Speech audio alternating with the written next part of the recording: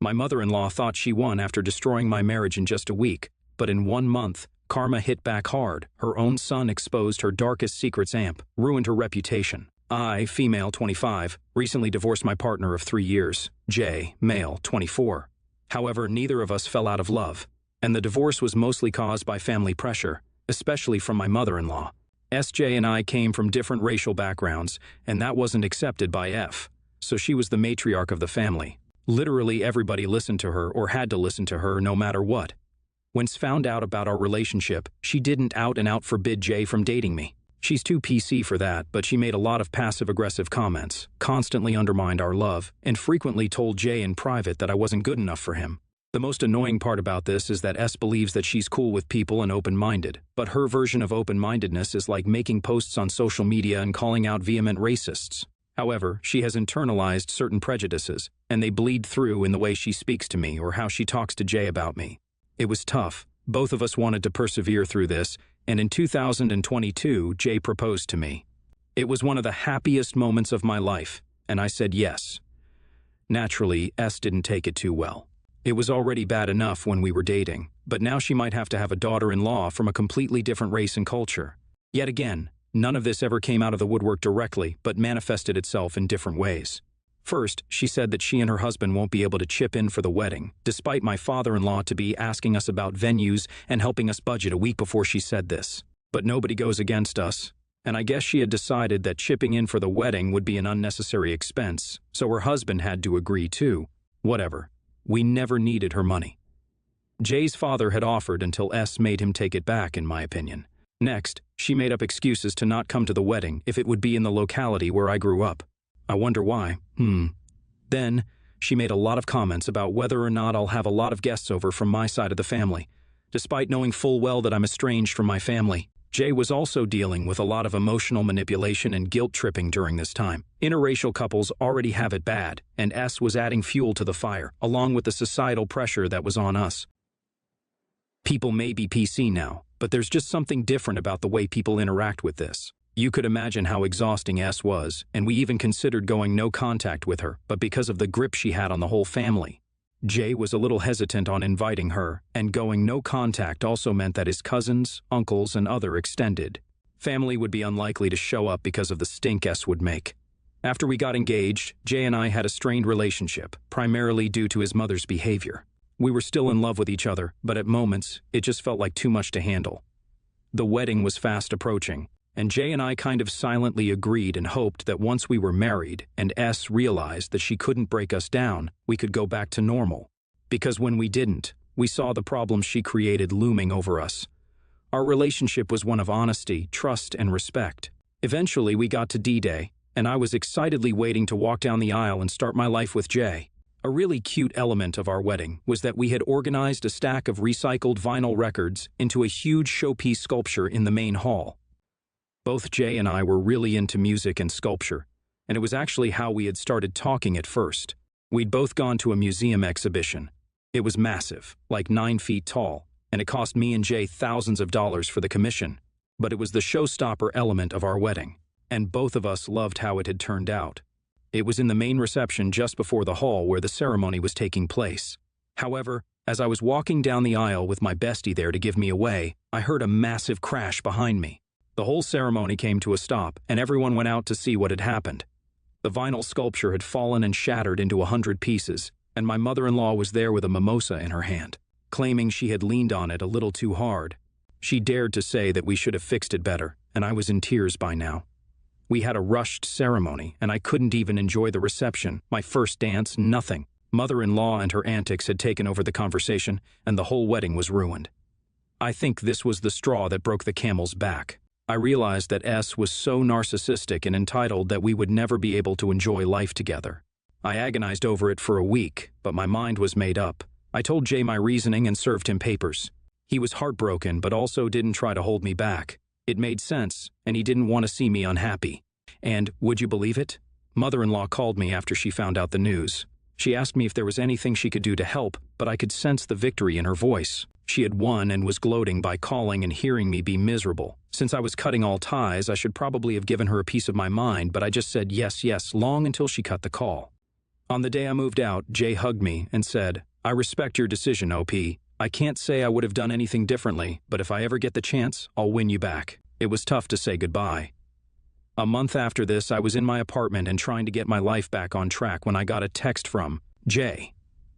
Surprised, I opened it to see the link to a Google Drive, and it was filled with a bunch of chats showing S making extremely problematic comments and jokes. Jay then explained that he'd gotten these from family group chats and through relatives who, while too scared to confront S directly, were more than willing to help Jay call her out. This wasn't even the end of it, though, because he told me that S was a struggling kleptomaniac, which was an open secret in the family. However, as his friends and social circle weren't aware of this, and he intended to gossip about this with them too.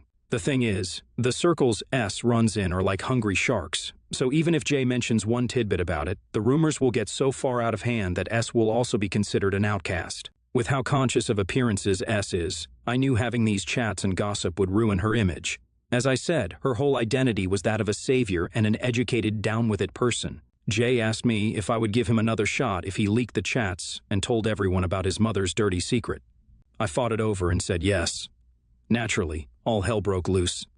Jay made a long post talking about his experience with a crazy helicopter parent, posted all the evidence, and then told his family that he's going no contact with his mother and doesn't care if they talk to him or not.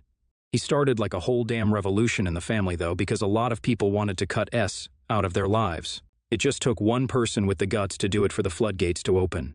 I went over to Jay's place and we spoke about our future, and it's clear the feelings are still there. But some part of me feels guilty for ruining a person's life like this. Even worse, I researched more about kleptomania, and it's a legitimate disorder.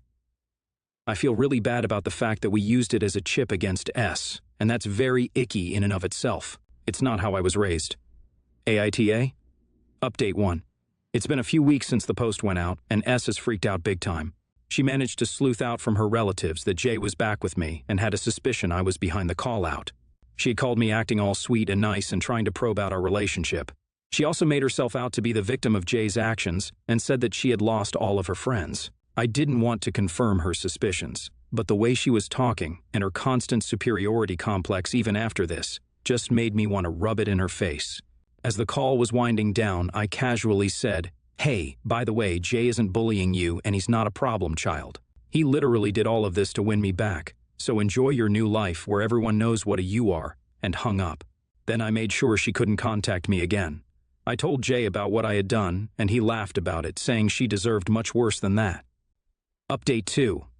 Jay and I have picked up basically where we left off, and both of us really want to get married. Without S in the way, this relationship has no problems, and we're thinking of a small courthouse wedding in a week. Only close friends will be invited, although Jay has told me that some of his family members want to come after giving the metaphorical bird to his mom. I'm okay with this, and we are hoping that it goes smoothly the second time around. Thankfully, S never tried to contact me after that phone call. Update 3. Okay, it didn't go smoothly the second time around, LOL, but this time it was a lot better. Basically, during our reception at a small venue nearby, there was a commotion outside, and we went to see S being held back by security. Someone must have told her about the venue, and she had come there to have it out with us.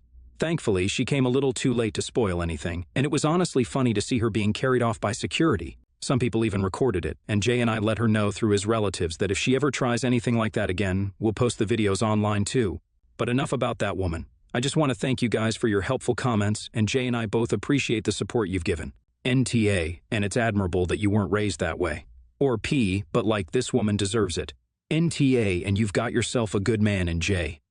It does take guts to stand up to such an oppressive parental figure. Yeah, I do think the kleptomania thing was a bit out of pocket, but like, in the grand scheme of things, she needed a reality check like that. Next story. Every year I make hats and scarves for people I love or for homeless people.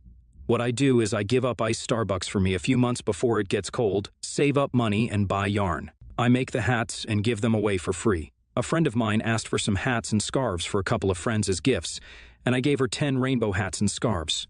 I found out she sold them all for $20 a pop. The only reason how I found out is because I saw someone with it on and her building, and I commented on how it looked good. Oh, XYZ makes these, and they are very affordable. I'm going to get some more for my family.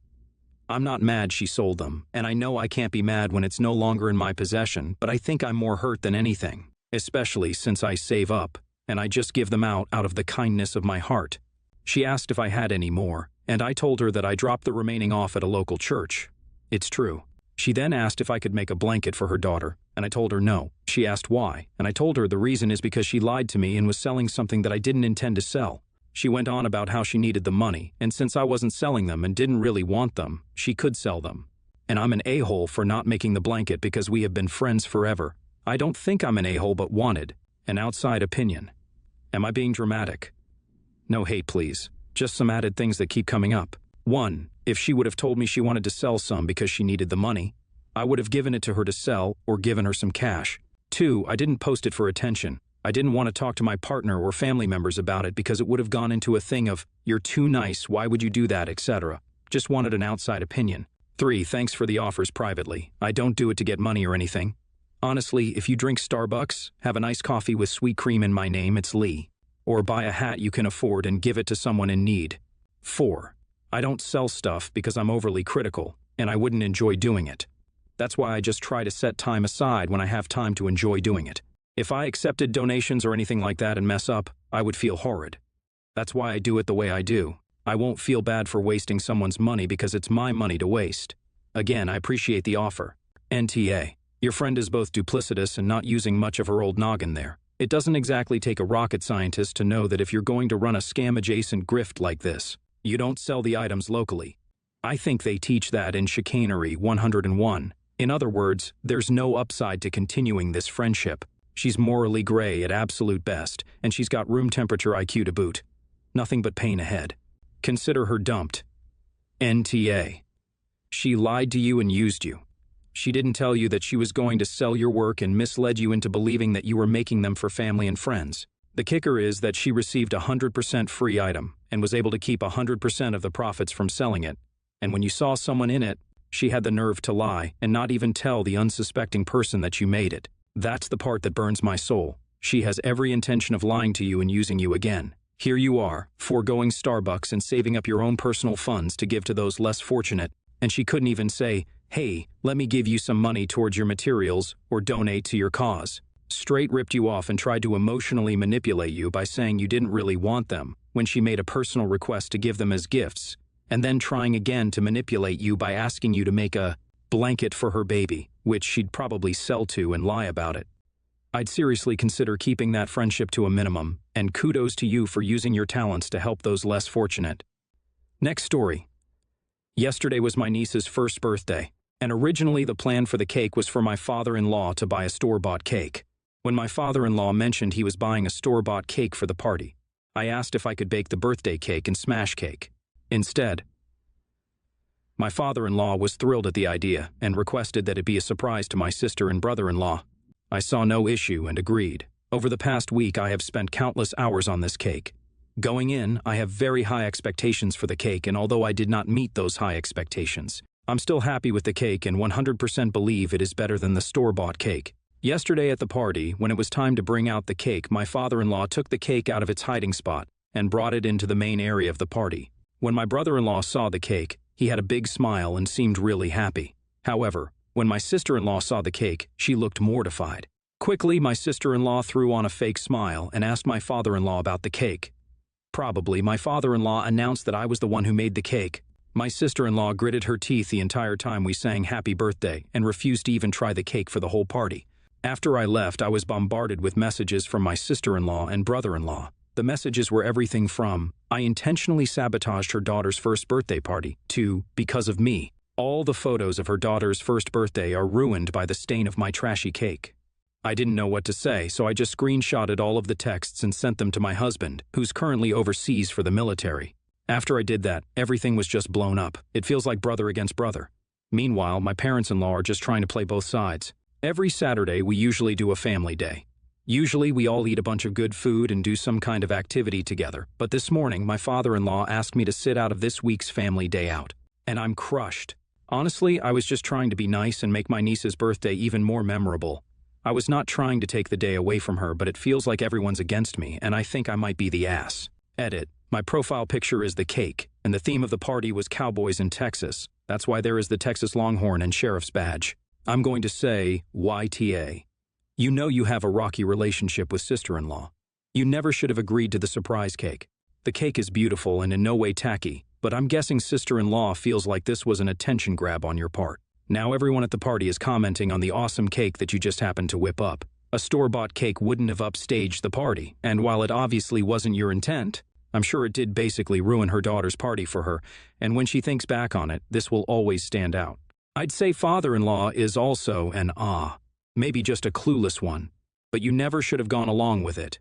They really should be grateful that you went out of the way to plan and make the cake. Also, F your father-in-law for going along with the idea for you to bake the cake, and they're not backing you up. After your in-laws threw a fit at the party, then father-in-law has the nerve to disinvite you from family day. It seems like there is some deeper grudge being held here over something. NTA.